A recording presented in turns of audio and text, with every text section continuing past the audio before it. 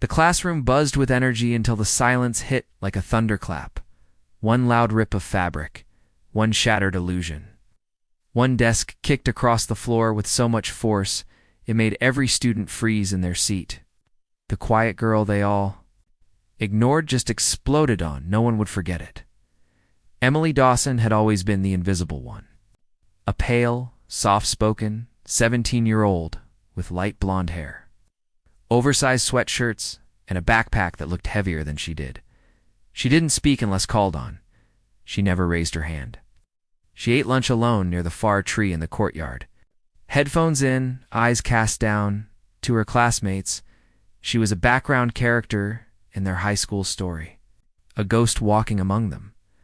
But ghosts carry weight, and pain builds pressure. And pressure when ignored erupts. Emily didn't want to be noticed. She just wanted peace. But the world around her wasn't built for that. Her silence made her a target. Her quietness made them feel powerful. Because they didn't understand her silence was never weakness. It was survival. The bullying started subtly. Her locker would be jammed. Notes would appear in her books. Mute freak or still alive. Her phone was once taken and passed. Around during class. They posted a blurry photo of her yawning with the caption, "Dead girl walking." She said nothing. She just quietly took it, hoping they'd get bored. But cruelty doesn't tire, it escalates. It was a Wednesday. Second period English.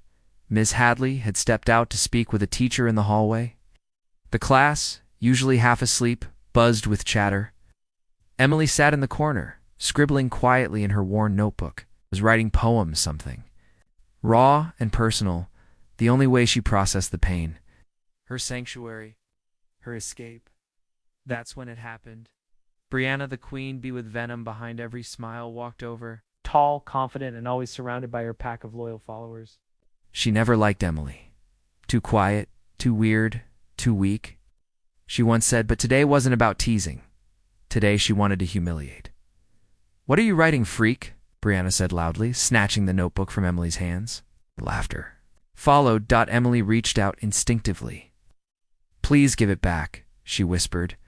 But the whisper only fueled Brianna's cruelty. Ah, did she speak? Brianna laughed and waved the notebook in the air. And then before Emily could react, Brianna yanked at her sweater. Hard. The sleeve tore. A loud gasp went through the room. But Brianna wasn't done. She grabbed the edge of Emily's shirt beneath it and ripped it straight down the front. The sound of the fabric tearing echoed like a gunshot. Emily's chest was partly exposed. She froze in shock. Her arms moved too late to cover herself, her face flushed with burning shame. She felt every eye on her body, not her soul. The room fell silent. A few boys laughed nervously. A couple girls covered their mouths. Most just stared, and then she moved. Without saying a word, Emily turned to the desk beside her, the old wooden one with the rusted frame, with all the strength buried in her small frame. She lifted her foot and kicked it hard. The desk screeched across the tile, slammed into the wall, and sent a jolt through the entire room. The silence that followed was different, heavier, real. She looked up slowly, her shirt still torn, her chest rising with every breath, her eyes filled not with tears but fire. "I'm done being quiet," she said. Brianna took a step back, her smirk vanishing. The whole class looked at Emily like they were seeing her. For the first time, not a ghost, not a target, storm. Ms. Hadley rushed back in moments later, stunned to find the class frozen, the desk against the wall, and Emily standing in front with her shirt torn open. She called the principal. Brianna tried to spin the story, but to many witnesses, videos had already been taken shared. By the end of the day, the clip of Emily kicking the desk had gone. Viral among the students, she became known as the quiet girl who snapped. But the story didn't end there. The aftermath of school launched an investigation. Brianna was suspended for harassment. College recommendations were put on hold. Her followers scattered. Without power, she was just another student hand. Now, one to be watched.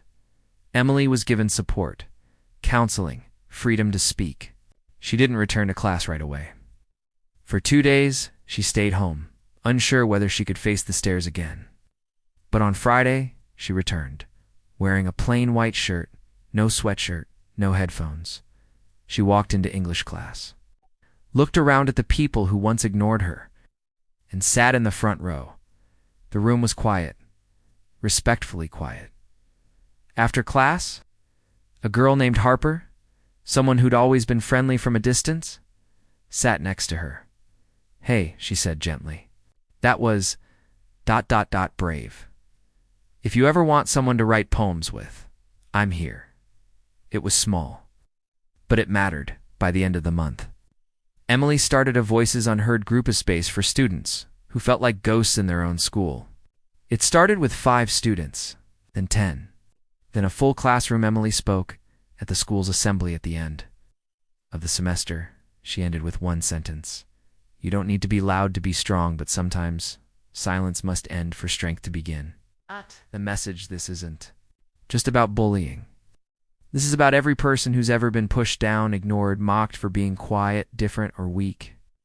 Emily's story is a reminder that silence is not consent. There is power in reclaiming your voice, too. Every quiet soul out there, you are not invisible. You are not alone. And when the time comes to rise, you will be heard.